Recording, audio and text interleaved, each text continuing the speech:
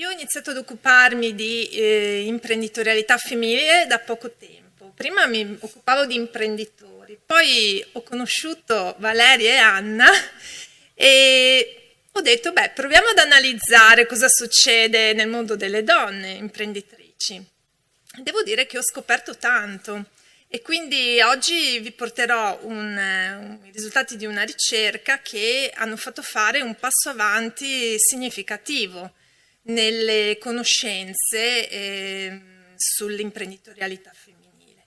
E il lavoro che vi illustrerò è stato scritto insieme a Giancarlo Lauto, che è sempre del Dipartimento di Scienze Economiche, e con Elisa Salvador, che lavora all'EBSCA Business School di Parigi.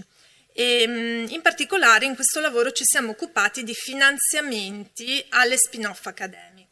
Finanziamenti in termini di capitale di rischio, quindi soggetti esterni, imprese industriali, venture capitalist, business angels, che decidono di comprare quote azionarie, e quindi non sto parlando di banche che fanno dei prestiti, quote azionarie in imprese spin-off universitarie. Cosa sono gli spin-off universitari? Gli spin-off universitari o le spin-off, cioè entrambe le versioni nella letteratura, sono imprese che vengono fondate da docenti, ricercatori, dottorandi delle università. Quindi sono imprese che lavorano nei settori ad alta o ad altissima tecnologia. Al momento ci sono in Italia circa 1300 spin-off universitarie, sono state quasi tutte fondate a partire dal 2007. Noi ne abbiamo intervistate 500, quindi un campione decisamente rappresentativo. Allora, vediamo innanzitutto cosa dice l'evidenza empirica sul tema dell'imprenditorialità femminile in generale e dal punto di vista dei finanziamenti. Per esempio, nel 2021 negli Stati Uniti solo il 2,5% dei finanziamenti investiti da parte dei venture capitalist sono andati ad imprese con azionisti solo donne. Il 9% ad imprese con azionisti maschi e femmine e il restante ad imprese con azionisti tutti maschi. Quindi l'evidenza empirica ci dice le donne ricevono pochi finanziamenti. Ma perché? Cosa ci dice la letteratura sulle cause di questo fenomeno? Allora, ci sono due filoni. Uno consolidato e tradizionale che dice non c'è alcuna discriminazione. Le donne semplicemente non sono capaci. Le donne non sono brave imprenditrici per tutta una serie di ragioni. Sono più avverse al rischio e quindi non operano in attività imprenditoriali particolarmente intriganti, interessanti, che possono fare un salto qualitativo e un salto dal punto di vista finanziario importante. Le donne non sanno fare network. In particolare non si fermano a farsi la bevuta dopo le negoziazioni o dopo gli incontri, scappano. Le donne scelgono settori poco interessanti, aprono bar, lavorano nelle sartorie, non lavorano nei settori ad alta tecnologia e così via. Quindi non c'è alcuna discriminazione, semplicemente i venture capitalist valutano l'interesse, quanto è interessante l'idea imprenditoriale, quanto è rischiosa e ritengono di non finanziare questo tipo di ventures, questo tipo di imprese. C'è però un secondo filone nella letteratura più piccolo, emergente, nato da poco, che si basa non tanto sui grandi numeri, ma si basa su casi individuali o su esperimenti di tipo qualitativo. E cosa ci dice questo secondo filone? Ci dice che fondamentalmente c'è un'idea, un ideal tipo di quello che è l'imprenditore di successo. Com'è questo imprenditore di successo? Questo imprenditore di successo è maschio, bianco, tendenzialmente molto assertivo, carismatico, tenace, certe volte aggressivo, certamente non donna. Quindi cosa succede quando un finanziatore valuta un'idea imprenditoriale? succede che chiunque presenti quest'idea che si allontana dall'ideal tipo darà un messaggio negativo. Si dice in termini tecnici, c'è un effetto di signaling negativo. Quindi a parità di idea imprenditoriale io mi fido di meno di ciò che è meno comune, di ciò che si allontana dall'ideal tipo. Quindi il problema della donna non è che è donna, semplicemente che non è uomo.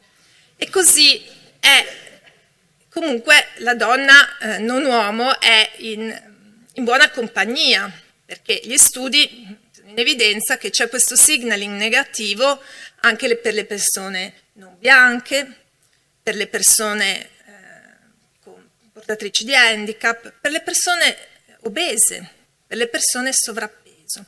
Addirittura questo signaling negativo è anche contagioso, perché alcuni studi hanno messo in evidenza che basta essere seduti nella sala d'aspetto vicino a una persona obesa e nel momento in cui entri a fare la negoziazione la probabilità di ottenere un finanziamento si riduce, anche se tu non hai nulla a che fare con quella persona e non fa parte del tuo team di imprenditori. Quindi ci sono queste due visioni.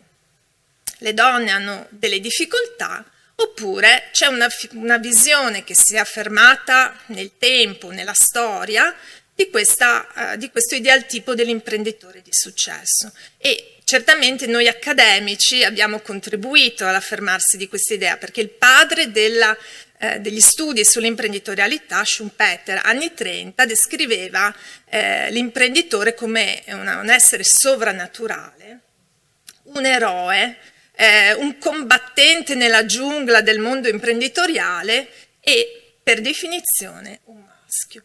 Allora, cosa abbiamo fatto noi nella nostra ricerca? Noi ci inseriamo nel secondo dei filoni, nel filone sui bias cognitivi. Quali sono le novità della nostra ricerca rispetto a quelle esistenti? Innanzitutto la nostra ricerca è quantitativa. Abbiamo 500 imprese che siamo andati a intervistare, quindi non abbiamo fatto piccoli casi o test di laboratorio, come si dice, 500 imprese. Secondo, lavoriamo sulle spin-off accademiche, quindi tutte imprese che sono state avviate per valorizzare i risultati della ricerca scientifica, quindi tutte imprese che hanno un contenuto di alta o altissima tecnologia.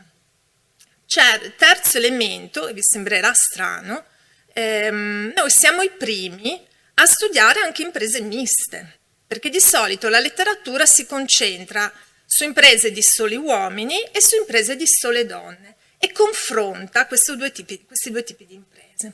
Allora noi ci siamo chiesti, ma allora se vale la prima delle ipotesi, ossia che le donne sono fondamentalmente inette all'attività imprenditoriale, cosa succede se aggiungiamo anche una sola donna ad un gruppo di maschi? Allora questa donna non dovrebbe apportare grossi problemi, no? Il suo signaling negativo, anzi la sua incapacità non dovrebbe influenzare così negativamente invece la capacità dei colleghi e dei soci maschi, quindi la propensione al rischio, la scelta del settore, a parte che nel nostro caso non c'è il tema della scelta del settore, il fatto che non si ferma a fare network e quindi l'incapacità di cogliere le opportunità imprenditoriali. La sua presenza non dovrebbe essere così importante. Allora vediamo cosa abbiamo trovato. Quindi questi sono i dati degli estremi. Noi troviamo sulla sinistra i finanziamenti che vengono dati a imprese guidate da soli maschi. Sulla destra finanziamenti che vengono dati a imprese guidate da sole femmine. Come vedete sono circa la metà. Ricordatevi che queste imprese sono molto piccole, composte da 5-6 soci, a cui si aggiungono questi investitori industriali, a cui si possono aggiungere anche altri soggetti. Ok, quindi come vedete in linea con i risultati dell'evidenza empirica statunitense, eccetera, eccetera, sole donne ricevono circa metà dei finanziamenti. Ma cosa succede in mezzo? Allora, in mezzo succede questo. basta aggiungere anche solo una donna che la quantità di finanziamenti che l'impresa ottiene comincia subito a calare. Basta aggiungere anche un solo uomo che la quantità di finanziamenti immediatamente comincia a crescere. Allora uno può anche dire, no, ma è proprio la presenza della donna, la donna è così incapace ma è anche convincente che va ad influenzare il valore dell'idea imprenditoriale per cui ricevono meno finanziamenti perché valgono di meno effettivamente quelle idee, quelle imprese. Allora noi abbiamo fatto un passo avanti e ci siamo chiesti cosa succede se un qualche soggetto riconosciuto, importante, una qualche istituzione decide di investire nell'impresa mettendo come il bollino di qualità, dicendo noi ci crediamo, per noi questa impresa vale, fa della ricerca di altissima qualità e ci mettiamo anche noi un chip. Allora, questi sono i risultati se l'università di appartenenza dello spin-off mette 2.000 euro, niente, 2.000 euro nel capitale sociale delle spin-off. Come vedete, le differenze praticamente spariscono. Imprese di sole donne, imprese di soli maschi e in mezzo sono quasi azzerate. Quindi questo per noi è un risultato significativo. La prima parte è ovviamente interessante, ma la seconda è assolutamente importantissima perché in questo modo facciamo vedere come veramente le università possano contribuire con 2.000 euro, ossia niente, possano contribuire a finanziare, ad aiutare a finanziare imprese anche di sole donne o anche con donne. Ecco, se ho ancora un minuto, aggiungo ancora una cosa. Innanzitutto, eventi come questo sono importantissimi per spaccare un po' quest'idea del imprenditore di successo dal punto di vista tecnologico, perché poi sono le donne come noi che possono avviare spin-off accademiche. Quindi esistiamo, facciamo ricerca e facciamo ricerca di ottima qualità, che poi può essere trasferita anche nel mondo imprenditoriale. Il problema però non c'è solo nel mondo imprenditoriale, perché quel piccolo filone non studia solo le imprese, studia anche la ricerca, studia anche l'università. Purtroppo gli studi fanno vedere che aggiungere anche una sola donna agli autori di un paper riduce significativamente la probabilità di pubblicare. Aggiungere anche una sola donna ai partner che presentano un progetto di ricerca riduce significativamente la probabilità di ottenere un finanziamento.